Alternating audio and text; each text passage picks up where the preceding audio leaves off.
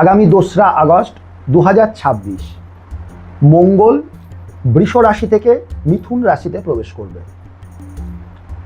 অর্থনীতি কেমন যাবে এবং এখন অর্থনীতি কেমন চলছে, মানুষের অর্থনৈতিক জায়গাটা কেমন চলছে। এখন বর্তমানে মঙ্গল বসে আছে কালপুরুষের দ্বিতীয় ঘরে। কালপুরুষের লগ্ন হচ্ছে মেষ লগ্ন, দ্বিতীয় ঘর হচ্ছে বৃষ, সেখানে বর্তমানে মঙ্গল বসে আছে। আর বৃষটা হচ্ছে স্থির রাশি, সেখানে মঙ্গলের মতো একটা চঞ্চল গ্রহ বসে আছে, যার জন্য মানুষের অর্থনৈতিক একটা সমস্যা হচ্ছে।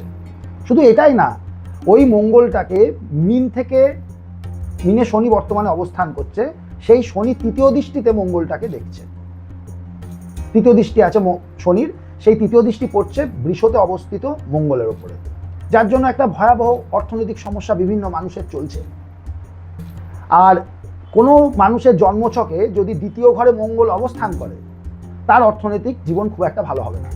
হয়তো প্রচুর অর্থ ইনকাম করছে, উপার্জন করছে, প্রচুর ব্যয় হয়ে যাচ্ছে, ও প্রচুর ইনকামে বাধা, উপার্জন করতে পারছে না, তার যতটা অর্থ রোজগার করা প্রয়োজন সে ততটা পাচ্ছে না। এটা কেন হয়? দ্বিতীয় ঘরে মঙ্গল অবস্থান করলে। এবার 2 তারিখের পর মঙ্গল চলে আসছে কালপুরুষের তৃতীয় ঘরে, যেটা হচ্ছে মিথুনে।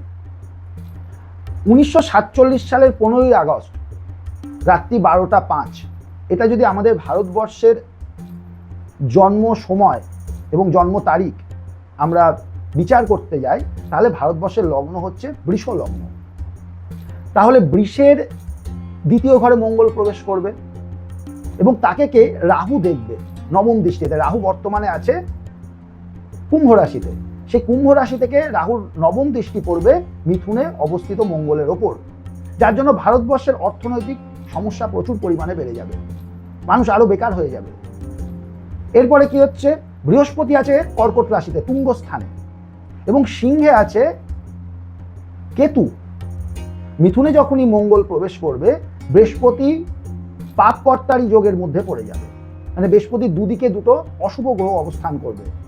একটা মানুষের জন্মছক যতই ভালো হোক, বৃহস্পতির অবস্থান যদি খারাপ হয়, তার জীবনে অর্থনৈতিক সমস্যা আসবে।